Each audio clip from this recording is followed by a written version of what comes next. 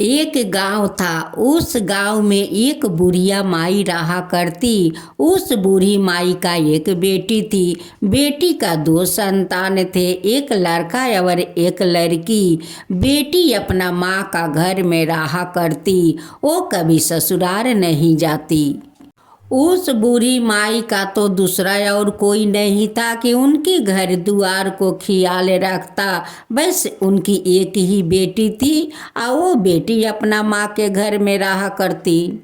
उस गांव का एक भी लोग कोई पूजा पाठ नहीं करते, बस खाना खाते, नाक में तेल डालकर सोया करते, लेकिन कोई पूजा पाठ नहीं करते। उस गांव में जो बूढ़ी माई थी, उस बूढ़ी माई का सभी गांव वालों नानी माँ कहकर बुलाया करते। यहाँ तक कि उनकी बेटी भी अपना माँ को नानी माँ कहकर बुलाती। नानी माँ गणेश भगवान का बहुत बड़ा परम भक्त थी। वो गणेश भगवान का रोज पूजा करती, तब जाकर वो भोजन करती। हर बुधवार का दिन नानी माँ बाजार जाकर लड्डू और मोदक लियाती अपना गणेश जी के लिए। लियाकर अपना गणेश जी का बहुत श्रद्धा भक्ति से पूजा पाठ करती और लड्डू मोदक को भोग लगाती, आरती करती। एक दिन गणेश भगवान बालक का रूप धारण करते हुए उसी गांव में घूम रहे थे। एक चम्मच में दूध और दूसरे चम्मच में चावल लेकर उस गांव में घूम रहे थे। सभी को बोल रहे थे कि कोई मेरा खीर बना देगा, कोई मेरा खीर बना देगा। कुछ गांव आलू लोग देखकर कहने लगे कि लगता है ये लड़का अपना घर से 4 चावल के दाना और 4 बूंद चम्मच में दूध लेकर और खेल रहा है, और सभी को बोल रहा है कि मेरा कोई खीर बना दो, मेरा कोई खीर बना दो। नानी माँ अपना दरवाजे के पास बैठी हुई थी। जब देखती है कि वो बालक एक चम्मच में दूध, दूसरा चम्मच में चावल लेकर घूम रहा है, वो बुलाती है और कहती है कि बेटा तेरा नाम क्या है। वो कहता है कि नानी माँ मेरा तो नाम गणेशा है। नानी माँ कहती है कि ठीक है गणेशा, दे मैं तेरा खीर बना देता हूँ। जब बर्तन लेकर आती है तो गणेशा कहने लगे कि नानी माँ तुम्हारा घर में सबसे जो 12 हंडी होगा वही हंडी लाओ। नानी माँ सोचने लगी कि ये तो छोटा बालक है, चलो इस बालक को मन रखने के लिए मैं 12 2 हंडी लाता हूँ। नानी माँ 2 बड़े बड़े हंडी लाई। उस हंडी में गणेशा दूध और चावल ढालने लगे। उनकी तो हंडी तो भर गया, लेकिन चम्मच का दूध और दूसरा चम्मच का चावल उनकी खत्म नहीं हुआ। अब तो नानी देखकर बहुत आश्चर्यचकित हो गई। गणेश जी कहने लगे कि नानी माँ जो और तुम्हारा घर में बड़े बड़े हंडी हो वो 2 लाओ। नानी माँ और 2 हंडी लाती है, वो दोनों हंडी भर गया। नानी माँ जाकर खीर बनाती है। गणेश जी कहते हैं कि नानी माँ तुम खीर तैयार करो, तब तक मैं स्नान करके आता हूँ। नानी माँ तो खीर तैयार कर लेती है और उनकी दोनों नाती और नातिन खीर खाने के लिए जिद करने लगे कि नानी माँ मुझे खीर दो, नानी माँ मुझे खीर दो। नानी 2 कटोरा भर भर कर अपना नाती और नातिन को खीर दे देती है।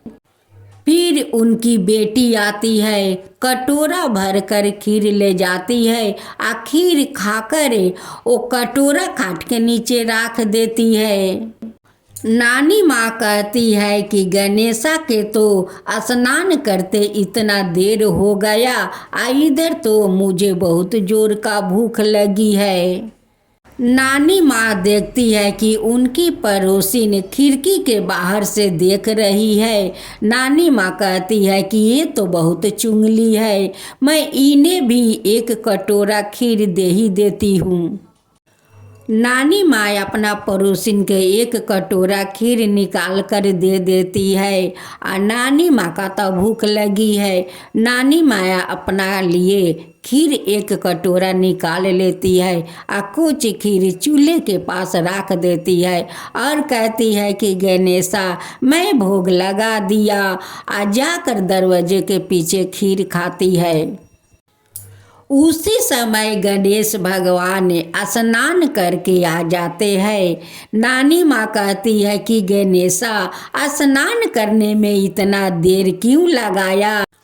नानी माँ कहती है कि देख, मैं कब से तेरा इंतजार कर रही हूँ, चल खीर खा ले। गणेश जी कहते हैं कि नानी माँ, जब तुम्हारा नाती और नातिन खीर खाया तब मैं खाई, जब तुम्हारा पड़ोसिन खीर खाई तब मैं खीर खाए, जब तुम्हारा बेटी खीर खाई तब मैं खीर खाई, अब तुम खाई तो मेरा तो पूरा पेट भर गया नानी माँ। नानी माँ कहती है कि गणेशा, सब तो सच है, लेकिन मेरे बेटी तो सुबह से काम में लगी रही है, वो कब खीर खाई गणेशा। गणेश जी कहते हैं कि नानी माँ, जाकर अपना बेटी के घर में देखो, वो खाट का नीचे जूठा कटोरा रखा है। नानी माँ कहती है कि गणेशा, इतना सारा तो खीर बाच गया है, ये सारे खीर का मैं क्या करूं। गणेश कहते हैं कि नानी माँ, अपना गांव आलो को निमंत्रण देकर बुला लो, खीर खिला दो। नानी माँ सब गांव आलो को न्योता देकर बुलाती है और सबिन को खीर खिला देती है, लेकिन दोनों हंडी का तो खीर खत्म नहीं हुआ। तब नानी माँ कहती है कि गणेशा, सारे गांव आलो तो खा लिया, फिर भी हंडी में के खीर नहीं खत्म हुआ, वो सारे खीर मैं क्या करूं। गणेश जी कहते हैं कि नानी माँ, बचे हुए खीर को अपना घर का 4 कोना माटी खोद कर वहाँ गाड़ दो। सुबह उठ कर वो चारों कोना खोदना, देखना 4 हंडी निकल जाएगा। उस चारों हंडी सोना जेवरात से भरे हुए होगा। गणेश जी जाते समय अपना पैर मारते गए। अब तो बूढ़ी का तो घर महल बन गया। उनकी बेटी सुबह उठ कर वो घर का खोदती है। सारा घर खोद दिया, लेकिन घर में कुछ नहीं मिला।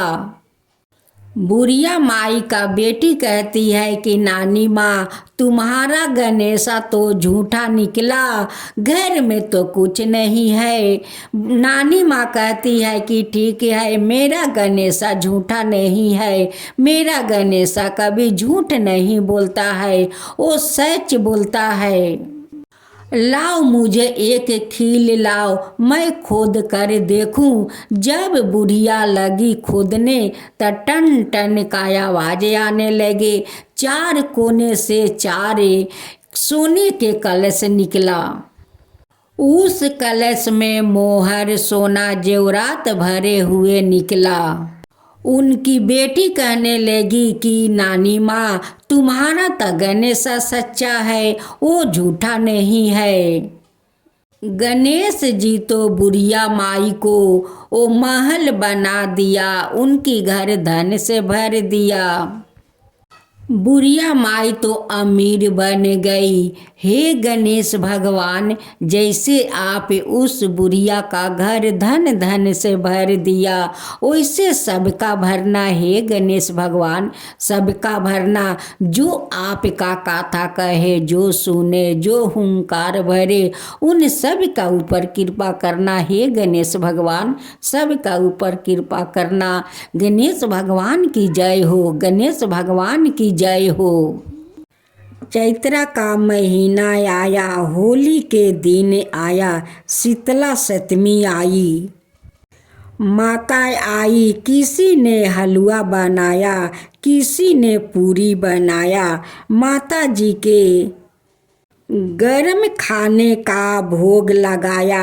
माता के अंग अंग में आग जलने लगी तो माता दौड़ी दौड़ी कुम्हार के घर गई। कुम्हार को कहा, मेरा अंग अंग जल रहा है, मुझे ठंडी मिट्टी में लेटना है। ठंडी मिट्टी में लेटने से माता को थोड़ी ठंड मिली और बोली, कुम्हार मुझे भूख लगी है। कुम्हार विराट की ठंडी रोटी माता को खाने को दी, उससे माता ठंडी हुई और कुम्हार पर प्रसन्न हुई। माता ने कहा, सारी नगरी में हाँ हाँ कार्य होगा, केवल तेरा घर बाचेगा। सारा नगर तराही तराही कहने लगा और कुम्हार का घर बाच गया। गाँवों आलो कहने लगे, कुम्हार तूने क्या जादू किया जिससे सारा नगर नष्ट हो गया और तेरा घर बाच गया। कुम्हार ने कहा, मैंने कोई जादू टोना नहीं किया, मैंने तो बस माता को शीतल किया है। तुम सब लोग ने गर्म भोजन करवाया तो माता के अंग अंग में फफोला हो गए थे।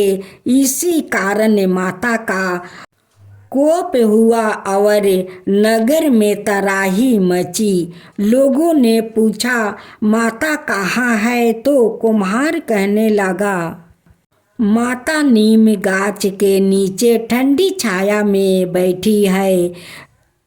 गांव वालों माता के पास गए और मिनती करने लगे तो माता बोली, तुम सभी ने मुझे गर्म भोजन करवाया जिससे मेरी जीभ पर छाले हो गए। कुम्हार ने मुझे ठंडा भोजन करवाया जिससे मुझे ठंडक मिली। इसी कारण सारा नगर नष्ट हो गया और कुम्हार का घर मेरी कृपा से महल बन गया। लोगों ने पूछा, माता अब हम क्या करें? तो माता बोली, होली के 7 दिन बाद शीतला सप्तमी आती है। उस दिन सभी गांववासी स्त्रियां छठ के दिन बनाए ठंड खाना से मेरी पूजा करे, वह भोग लगाए। 12 महीने बाद आपस से शीतला सप्तमी आई। राजा ने सारे नगर में ढिढोरा पिटवा दिया कि होली के बाद 7 दिनों तक सब माता का आक्ता राखे, यानी कोई सिर नहीं धोना, सिलना कूटना पीसना नहीं करे। लोग ने जैसे कहा वैसे ही किया। माता प्रसन्न हुई, सारे नगर में आनंद हुआ। हे शीतला माता जैसे सारे नगर वासियों को क्षमा किया, उन पर प्रसन्न हुई, वैसे सभी पर प्रसन्न रहना, भूल चूक माफ करना। जय शीतला माता, जय शीतला माता।